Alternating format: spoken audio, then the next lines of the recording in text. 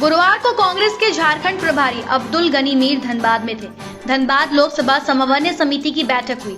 बैठक के बाद उन्होंने मीडिया से बात करते हुए कहा कि कांग्रेस और गठबंधन मिलकर झारखंड के 14 सीटों पर चुनाव लड़ेंगे और जीत दर्ज करेंगे। 1-2 दिन में सीटों का बंटवारा हो जाएगा। पूरा देश फिलहाल बदलाव चाह रहा है। उन्होंने धनबाद लोकसभा सीट के बारे में कहा कि कई लोगों के नाम आए हैं, उनके संबंध में जानकारी ली जा रही है। उसके बाद उनके नाम स्क्रीनिंग कमेटी को जाएगी, जहां फैसला लिया जाएगा। उन्होंने इतना जरूर कहा कि लोकल और काम करने वाले लोगों को ही उम्मीदवार बनाया जाएगा। अब्दुल गनी मीर ने कहा कि कांग्रेस जो कहती है वो करती है।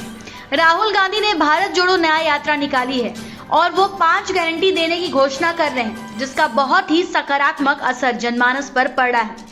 अब्दुल गनी मीर ने दावा किया है कि भाजपा 2024 के चुनाव में 200 सीट से भी कम पर ही सिमट जाएगी। इधर चुनाव लड़ने की इच्छा रखने वाले लोगों के समर्थक भी समन्वय समिति के बैठक स्थल पर पहुंचे थे। अपने अपने नेताओं के समर्थन में नारेबाजी की। कुछ लोग तो रास्ते में ही खड़े होकर अपने नेता को उम्मीदवार बनाने की मांग की है। गोविंदपुर प्रखंड अध्यक्ष मनोज हाड़ी के नेतृत्व में डोमनपुर में प्रदेश प्रभारी का स्वागत किया गया और अशोक कुमार सिंह को प्रत्याशी बनाने की मांग की गई। लोकसभा समन्वय समिति की बैठक में खुद को कांग्रेस का समर्पित बताने के फिराक में बुजुर्ग कांग्रेस नेता और पूर्व मंत्री मन्नान मलिक और पूर्व सांसद ददई दुबे आपस में उलझ गए, जिन्हें बीच बचाव कर शांत कराना पड़ा।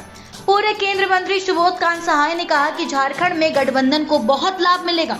उन्होंने हेमंत सोरेन की गिरफ्तारी पर सवाल उठाते हुए कहा कि जमीन का मामला सिविल नेचर का होता है, लेकिन देश में पहले मुख्यमंत्री को जेल भेजा गया और वो इसीलिए हुआ कि हेमंत सोरेन ने भाजपा के सामने घुटने नहीं टेके।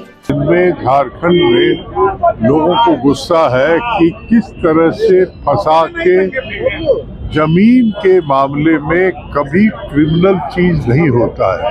जमीन तो एक सिविल सूट का मामला है और मुख्यमंत्री को कैसे फंसा के जेल भेजा। पहला देश का मुख्यमंत्री को जेल भेजा इसलिए कि वो बीजेपी के साथ घुटना नहीं टेक रहा। तो ये गुस्सा है आदिवासियों में फिर इस बार, और इंडिया गठबंधन मजबूत हो रही है। हमारे पास कहने को 1000 बातें हैं जो हेमंत सरकार ने किया है झारखंड, तो हमें लेकर के अपने वादे को पूरा किया, उसके लिए लेकर के लोगों को जाने में कोई झिझक नहीं है। झारखंड में अब तक सीट प्रत्याशी घोषणा नहीं हुई है कांग्रेस की तरफ से या इंडी गठबंधन हो जाएगा। उसमें गठबंधन का मामला है तो गठबंधन एक पार्टी का तो है नहीं, तो नेचुरली उनके साथ वार्ता हो रही है, वो पूरा हो। आप कितने सीटों पर लड़ेंगे? कांग्रेस कितने पे लड़ेंगे? झारखंड में कितने सीटों पर आप लड़ेंगे? झारखंड में भाई हम लोग लड़े थे पिछले बार भी 7 सीट पे लड़े थे और हमने अपने में से 9 सीट लड़े थे। उसमें 2 सीट हमने बाबूलाल मरांडी को दिया था, एक बाबूलाल लड़े थे, एक जो है उनका प्रदीप यादव लड़े थे उस वक्त। तो हम लोग उसी तरीके से 9 है, लेकिन हमको बांटना पड़ेगा 1-2। अभी कितने सीट पर कुछ अंदाजा है? क्योंकि आपका गठबंधन है, तो कितने सीट पर लड़ेंगे चुनाव? कारण नहीं कि 1-2 सीट अपने में से बांटना पड़ेगा, लेकिन हमको लगता है तो किसको बांटना है? वो कौन सी पार्टी होगी? लेफ्ट को भी देंगे, हम राजद को भी देंगे, अपने अपने साथ से ही। हाँ, धनबाद किसके खाते में जाएगा?